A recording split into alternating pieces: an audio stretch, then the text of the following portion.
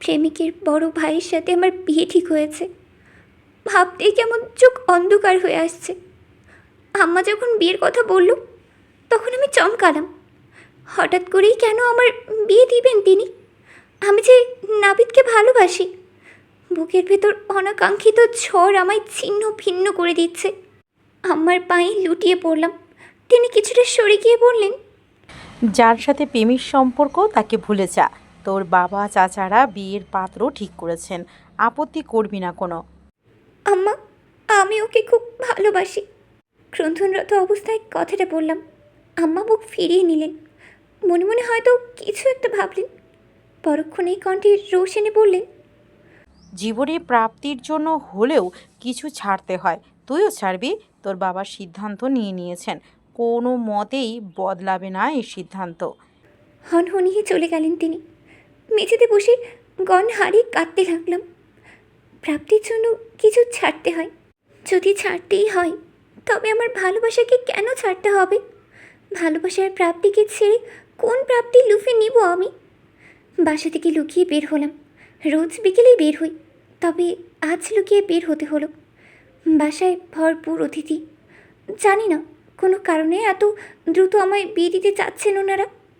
গাছের গায়ে হেলান দিয়ে দাঁড়িয়ে আছে নাবিদ। দ্রুত নিকাবটা তুলে ফেললাম। জাপটে ধরলাম প্রিয় মানুষটিকে। জানি না কি হলো, তবে আজ আমায় জড়িয়ে ধরছে না ও। বুকের ভেতর কঠোর বেদনা ছড়িয়ে গেল। সর্বাঙ্গে যেন বিষ কাটা বিঁধে আছে। কাপা হাতে ছেলেটার মুখ স্পর্শ করলাম। কোনো উত্তর নেই। অক্ষি পড়ল কেমন ভেজা অনুভব হচ্ছে। আমি কি কাঁদছি? অভিনন্দন প্রাপ্তি।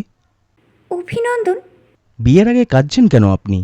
নাবিদের মুখে আপনি শব্দ শুনে আমার অন্তরে বিষ বৃক্ষ জন্ম গেল, যার কাঁটাগুলো আমায় ক্ষত করতে ব্যস্ত। ওর বাহুতে হাত রেখে বললাম, আপনি করে কেন বলছো? আপনি করে বলবেন না, দুদিন বাদে তো ভাবি বলে সম্বোধন করতে হবে। প্রাপ্তি নামের ট্যাগলাইন হবে ভাবি, প্রাপ্তি ভাবি। কি? ছেলেটা নিজেকে আড়াল করলো। বোধহয় কাঁদছে, কিন্তু কাঁদছে কেন?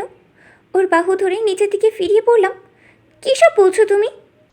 বড় ভাইয়ের সাথে তোমার বিয়ে ঠিক হয়েছে। জীবনের সব থেকে বড় ঝড়টা বোধ হয় নাবিদের মুখেই শুনতে পেলাম। দুই পা পিছিয়ে গিয়ে মুখে হাত দিয়ে চেপে ধরলাম। নাবিদ চুপ করে আছে কেন? এই, তুমি চুপ করে আছো কেন? কাউকে কিছু বলছো না কেন? কেন বলছো না তুমি আমায় ভালোবাসো? বলেছিলাম আমি। আম্মা সাফ সাফ বলেছেন তোমার সাথে বড় ভাইয়ার বিয়ে দিবেন। এতক্ষণ পর আমার মাথায় এলো নাবিদের ঘরে সৎমা। পাগলের মতো আর্তনাদ করলাম। এই জীবনের প্রাপ্তির খাতা শূন্য হতে চলেছে। কী করে বাঁচবো আমি? আমার পরিবারই বা কেন এমনটা করলো? বাসায় গিয়ে তীব্র তাণ্ডব শুরু করলাম। ভাঙচুর করলাম সব। আমি কিছুতেই আমার ভালোবাসার মানুষকে ছাড়বো না। আমার ঝড়ের গতিতে এসে আমায় থাপ্পড় মেরে দিলেন। রাগে ওরা শরীর কাঁপছে। চুলের মুঠি ধরে বললেন, এইসব ভাঙচুর করলি এর মূল্য জানিস কত? তোমরা কি করে পারো এমনটা করতে? আমি যাকে ভালোবাসি তারই সৎ বড় ভাইয়ের সাথে বিয়ে। কোনো কথা বললেন না তিনি, যেন ভাষাহীন নির্বাক। আম্মা চলে গেলেন। পরে জানতে পারলাম নাবিদের সৎমা কায়দা করে সমস্ত সম্পত্তি নিজের ছেলের নামে লিখেছেন। আমার বাবা নতুন ব্যবসার জন্য বড় অঙ্কের টাকা ঋণ করেছিলেন ওনাদের থেকে। ব্যবসায় লস হওয়ার কারণে টাকা দিতে পারেননি। ঋণ বেড়ে হয়েছে অনেক গুণ, যা দেওয়া অসম্ভব প্রায়। সেই কারণেই বিয়ের প্রস্তাবে রাজি হয়ে গেলেন। নাবিদের কথা খুব মনে পড়ছে। ছেলেটা সহজ সরল, আমাকে প্রচণ্ড ভালোবাসে। কি করে বাঁচবো আমরা? দুইবার আত্মহত্যা করতে গিয়ে ফিরে এসেছি। এই পাপকর্ম আমার দ্বারা সম্ভব হলো না। আব্বা এই প্রথম আমার গায়ে হাত তুললেন, বললেন, একটা ছেলেকে না পেলে কি হবে বলতো?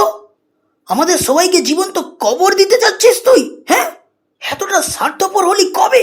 হ্যাঁ। সবাই বেশ বকাঝকা করলো। সত্যিই তো, একটা ছেলেকে না পেলে কি হবে? দিন পেরিয়ে রাত হবে, সকালে সূর্য উঠবে, রাতে উঠবে চাঁদ, সময়ও পেরিয়ে যাবে। সত্যি কিচ্ছু হবে না। শুধু থাকবে প্রাপ্তি নামের খাতাতে অপ্রাপ্তির স্বাদ। কখনো না কখনো মনে পড়বে আমার ভালোবাসার মানুষটি কে। নির্জন দুপুরে কেঁদে বুক ভাসাবো। কিছু যায় আসবে না। সব কিছু ঠিকই পেরিয়ে যাবে। বিয়ের দিন সকালে এলোমেলো পায়ে নাবিদকে আসতে দেখলাম। প্রেমিক হিসেবে এই বোধহয় শেষ দেখা। মৃদু হাসলাম দুজনে। অসহায় বোধহয় এগিয়ে বলে। ছেলেটা একটা চিরকুট দিয়ে চলে গেল। যাওয়ার পূর্বে উপহার দিল প্রিয় সেই হাসি, যেই হাসির প্রেমে পড়ে 3টে বছর পার করে দিয়েছি। চিরকুট খুলে দেখলাম কয়েকটা লাইন লেখা। আমি না থাকলে তুমি কখনো সুখী হতে পারবে না। আমি না থাকলে সুখী না হলেও সময় কেটে যাবে। কষ্ট হবে হয়তো, তবে ভালো থাকবে। সবাই বলল তুমি যাকে ভালোবাসো তাকে না পেলে কিচ্ছু হবে না, বরং কাছে থাকলে দুঃখ বাড়বে। আমার কি হলো জানা নেই। ছুটে গেলাম জানলার দিকে। মাটির সরু রাস্তা দিয়ে এগিয়ে যাচ্ছে নাবিদ। সকলের জন্য সুসংবাদ, আর আমার জন্য দুঃসংবাদ হয়ে এগিয়ে যাচ্ছে ছেলেটা। চোখ দুটো খোলাটে অনুভব হলো। ভিতর থেকে গোঁকানি শুরু হয়ে গেছে। এই হয়তো আমাদের শেষ দেখা। তবে আমি যে আত্মহত্যা করতে পারবো না, এই মহাপাপ আমার দ্বারা সম্ভব হয়নি, আর না হবে। সত্যিই তো, আমরা যাকে ভালোবাসি তাকে না পেলেই কিচ্ছু হবে না। সত্যি কিচ্ছু হবে না।